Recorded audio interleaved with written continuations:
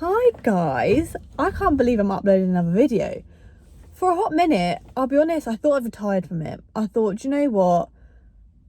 Making content's not for me. I'm so inconsistent with it. But I think equally, I've also thought about it and I thought, I've actually had a lot going on in terms of like personal life, in terms of the horse. Honestly, it's just been hectic. It's been like the most hectic year, to be honest. I didn't expect any of it, but all is well now because I'm back on the YouTube station. So let's see how long it lasts. Hopefully I am here to stay. I've got more time, I've got more things around me that's just going to allow me to actually create content. So let's get into this video. Tallulah update, which is really the only most important update I need to be giving because, well, this is a YouTube about Tallulah essentially. So I don't even know where I got to in my last video. So let's recap the year. Tallulah had the colic situation happen at the beginning of the year. So that was a really pretty vet bill to start the year off with. I moved her to a DIY yard about 2 or 3 weeks after the colic happened. I just wanted to make sure that she was actually going to be healthy and happy enough to actually move. So I then moved to a DIY yard for a month. In all honesty, I don't actually have a bad word to say about the yard. I strictly only moved because I was kind of doing the maths and I thought, well, I want to be up twice a day every day, and the yard was something stupid like 15 miles from my house.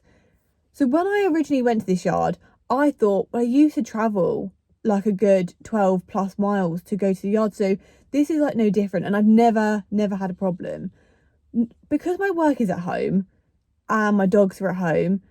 The only reason I leave the house really is to go and do the horse. So to do a 30-mile trip just to go there and back was just excessive.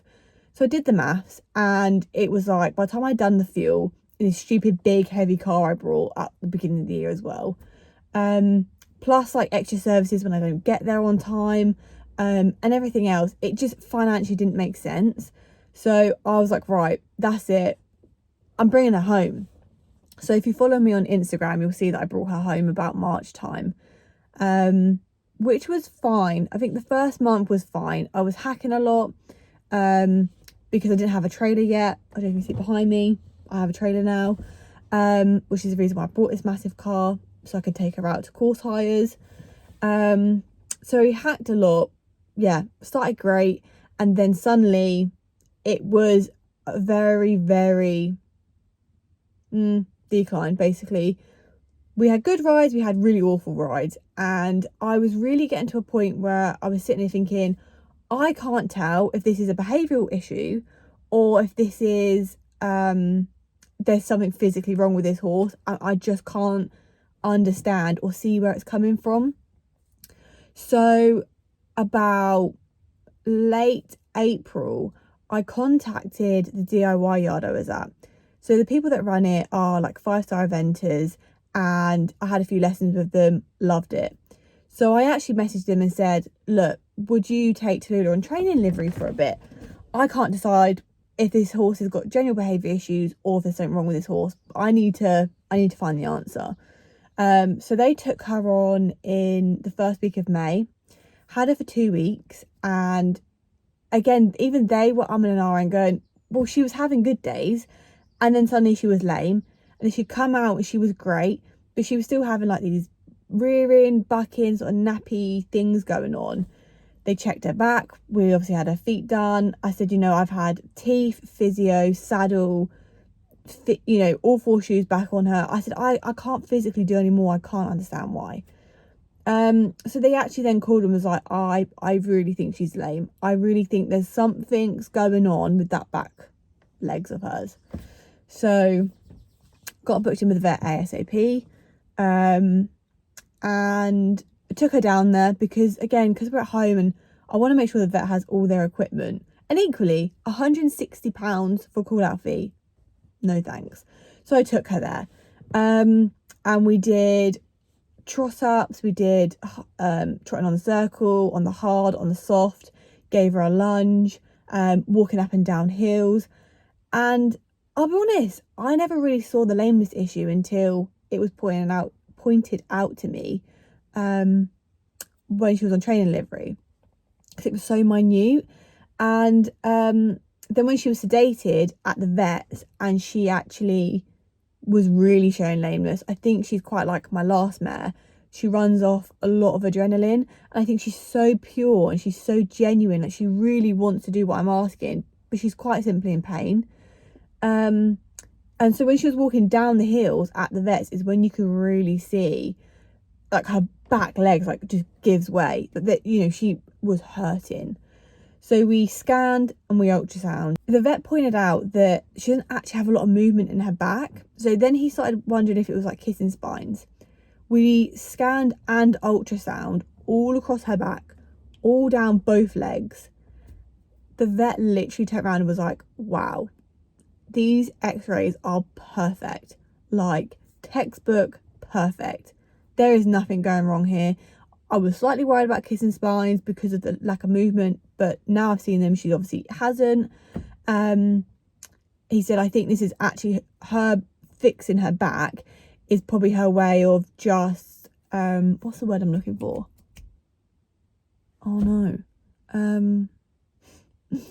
It's just her way of, you know, helping her back legs. I literally can't remember the word. Tallulah's not insured, so we've had to think of a logical way of going about it. So it's definitely coming from the stifles. What we did find was there is inflammation and fluid around the stifle, which is telling us that that fluid and inflammation is protecting something. So we injected the stifles and we went home with a 3 to 4 week rehab plan. And in that rehab, it was giving her small patches of grass, giving her, like gradually building her time out in the field. I have so much grass at home. And with the injections, they can then become very prone and catch laminitis very easily.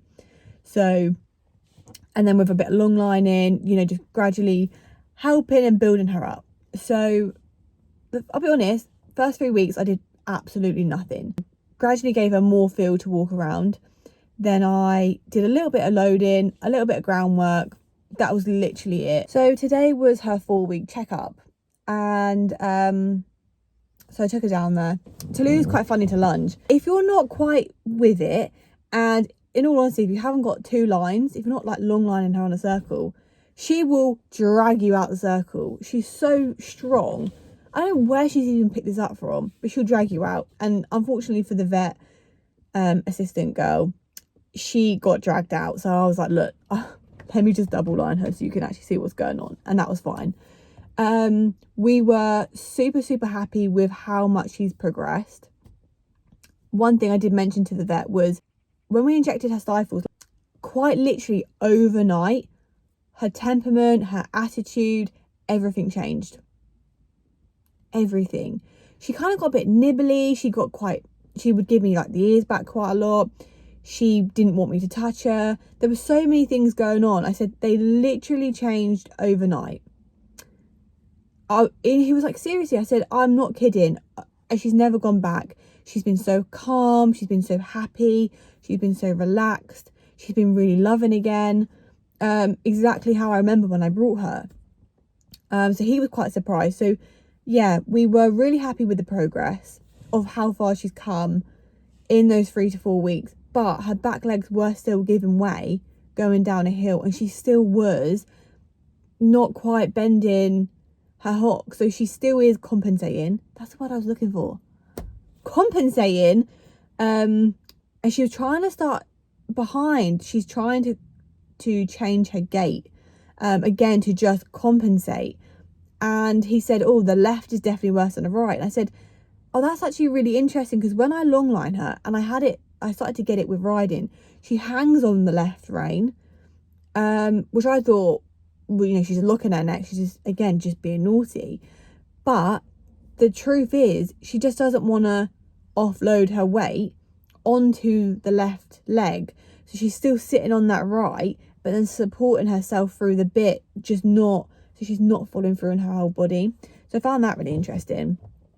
So we came to the conclusion that she was still lame. There's massive improvements. So it's definitely the stifle that's causing the issue. So we scanned and ultrasound again, both back legs. The inflammation's gone, the fluid's gone, but she's still not right. Nothing is showing up on that scan. The vet did present to me like 3 different options. He said, if money wasn't an option, I would want to do surgery. I can't remember the name. I'll pop it up here. I equally don't even want to attempt to say it. He said I would do the surgery because he said I could go in there and find that there's like a chip or like a small blister that is just pinching her every time she catches it, and that's what's making her react. And equally, remembering that pain or when she moves a certain way is what's stopping her from moving correctly. He said that's what I would want to do. He said you can do a stem cell treatment. He said, but that's about £900 to do both legs. He said, and there was something else he suggested of doing. But he said, you know, that again, that's about £2,000 to do both legs. The surgery is about £2,500. I'm actually still waiting for the quote and a date. So I said, well, I think if we do those other 2 things, we'd just be throwing money into the wind. It's like if the stem cell treatment is £900, bear in mind you have like sedation and the, you know, tests and things, so it'd be more than £900 plus then the £2,000. So I reckon between those 2 things you're probably going to spend about £3,500. But if you do the surgery, you can go in with, it's a keyhole surgery, so you go in with a camera and you really look deep into the bone and just see if there's anything around there. If they find anything while they're there, they can take it away, they can smooth it out, job's a good one. She won't need medicating for the rest of her life. He could equally go in there and find nothing. You know, I've still got to pay the £2,500. But I said, you know, it actually, whether we find something or not, it's going to give us answers. Yes, there's something in there. No, there's not. Right, what would be the next best option? I know she's not insured, but that's not Tallulah's fault that she's not insured. So regardless, in my opinion, how much something costs, if she needs it, she's going to have it. Like, there's no questions about it. So that's not a problem. So we left that visit on, let's book the operation. I've got to wait for a full quote because I'm pretty sure he told me a specialist has to come in to do it. So waiting for a quote and waiting for a date. I'm really hoping it's in the next week or 2 maximum. I just literally want to get it over and done with, and I want to make sure that she's comfortable.